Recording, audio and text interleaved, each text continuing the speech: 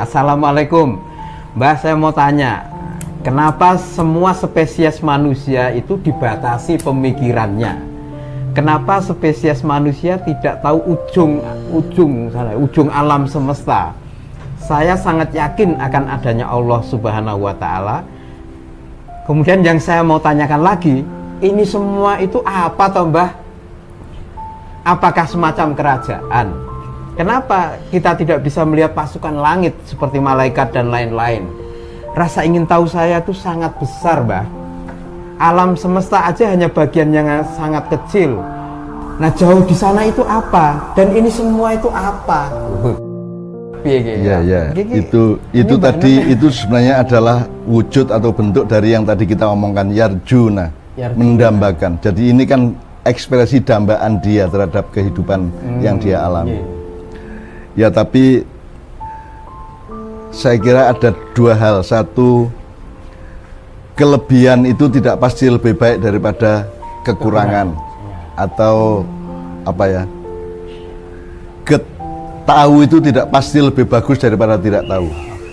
Sekarang tidak usah kue ya, asu wae, anjing aja. Sekarang bayangkan kalau anjing itu mengerti bahwa dia anjing. Terus dia punya mekanisme seperti manusia di otaknya, sehingga dia kemudian sesama anjing menyepakati kata dan bahasa, sehingga ada komunikasi.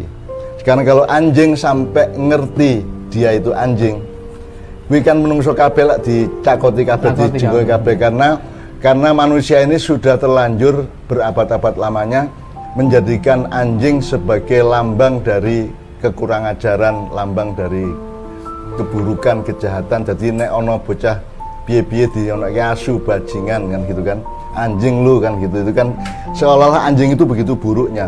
Nah, untung anjing tidak tahu bahwa dia anjing.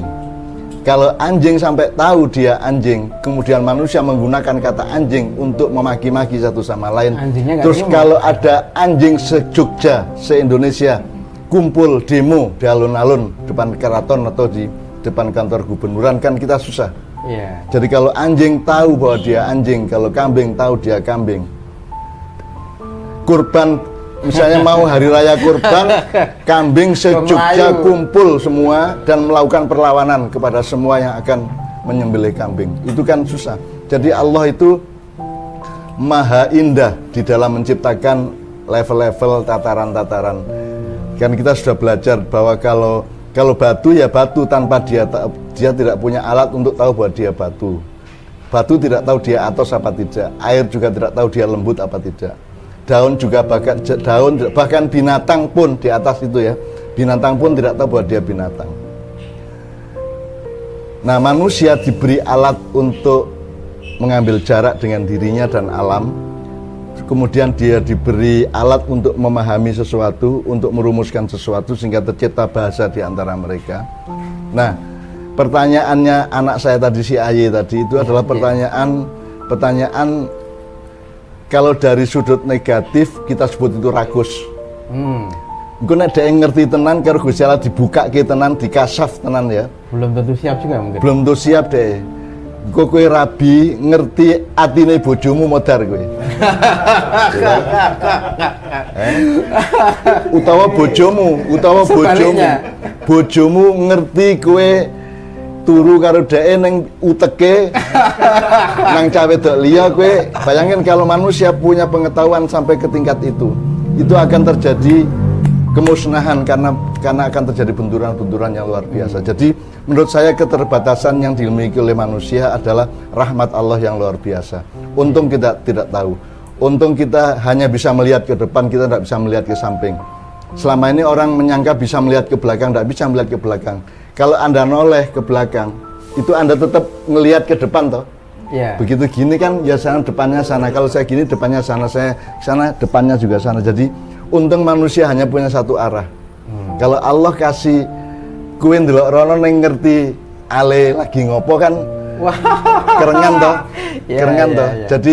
Jadi Allah meminimalisir sumber konflik di antara manusia. Kalau misalnya gini, ini kan tadi ada yang disebut kasaf atau makrifat.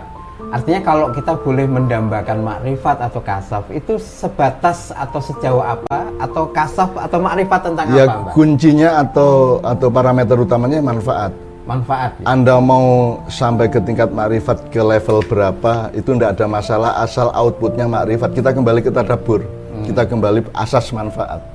Jadi untuk apa, sama dengan sekolah atau makrifat itu? Ya. Waktu SD kamu tahu ini, SMP tahu itu, SMA tahu lebih luas lagi. Tapi itu kan parameternya bukan tahu tidak tahu, parameternya adalah manfaat apa tidak manfaat. Manfaat itu artinya kamu tidak mengganggu siapa-siapa, kamu tidak mengganggu kehidupan, kamu tidak merendahkan manusia, kamu tidak melakukan hal-hal yang menegasikan takdir Allah kepada kepada. Jadi kalau mungkin bisa disarankan atau direkomendasikan kepada teman kita ini, yaitu next selanjutnya apa yang mungkin perlu dia lakukan terhadap satu secara rohaniah, bersyukur terhadap apa saja yang Allah kasih, sebatas apapun, angka berapapun, mau 7, mau 8, mau 9, mensyukuri. Nomor 2, menemukan bahwa yang terbaik adalah yang kamu tahu itu. Kalau kamu tahu lebih dari itu, mungkin itu sudah akan menjadi ancaman bagi hidupmu. Seperti yang saya contohkan. Iya, seperti suami mengerti hati istrinya, istri mengerti hati suaminya. Apalagi seorang istri di rumah, suaminya pergi ke kantor dan istrinya bisa ngelihat langsung suaminya tadi langsung ke kantor apa belok-belok. Itu bayangkan luar biasanya chaos di antara manusia. Kayak ngelatih senam pora. Ya toh? Kowe bojomu ngerti coba piye kowe? Berat toh kowe. Jadi menurut saya nomor 1 bersyukur, nomor 2 dia mencoba memohon kepada Allah agar supaya yang ada pada dia yang Allah berkenan dengan batas-batas yang dia ketahui sesuai dengan kehendak Allah itulah yang terbaik untuk dia. Nah, sekarang di dalam yang dia tahu aja, coba dia tanya yang ketiga ya, apa benar-benar dia tahu? Coba saiki jawab, apa toh bedane rasa asin karo rasa legi? Apa bedanya rasa asin dengan rasa manis? Coba jelaskan dengan kalimat. Wih, piye kuwi? Angel ya, susah ya. Nggak bisa. Yang itu kan harus empiris dan harus gini loh, manis itu. Oh itu manis, oh iya itu manis, semua merasakan ya itu manis. Tapi kalau kamu harus menjelaskan manis itu begini kepada orang kan nggak bisa. Karena kata manis atau rasa manis itu tidak bisa diwakili oleh kebudayaan, tidak bisa diwakili oleh bahasa, tidak bisa diwakili oleh kata atau apapun. Jadi jangan dipikir kamu sudah tahu apa yang kamu pikir ada di dalam pengetahuanmu. Jadi pertanyaan pertama ini tolong ya, poin ketiga adalah jangan dipikir kamu sudah tahu apa yang kamu pikir tahu itu. Harus waspada ya. Wes saiki jangan, ndak usah ini, sudah. Kowe ngerti toh njarem. Nek sakit itu kan ono njarem, ono cenut-cenut, ono perih, ono linu, pegel. Dan itu semua adalah pencapaian kolektif bangsa Jawa. Sebab kalau orang Melayu, orang Thailand, orang Inggris, orang mana kan tidak ngerti jarem ki apa. Dan tidak bisa Anda menjelaskan jarem piye. Mereka kan cuma punya satu kata hard, sakit ngono gitu, marot, sakit.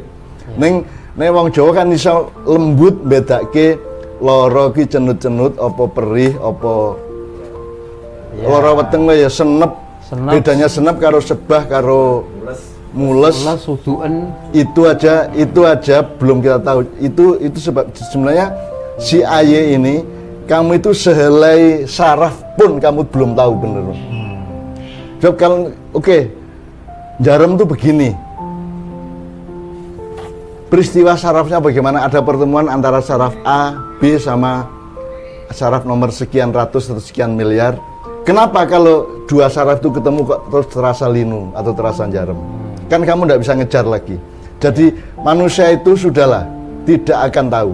Nikmatilah hidupmu, berendah hatilah kepada Allah dan sama manusia, bersyukurlah sebanyak-banyaknya. Menurut saya seperti itu, Hel. Oke. Matur nuwun, Mbah. Gitu ya, Mas. Ya, itu jawaban dan respon dari Mbah Nun. Saya berharap itu membuat Anda semakin atau lebih revive gitu ya. Oke, matur nuwun. Saya mewakili Anda itu. Matur nuwun Mbah Nur.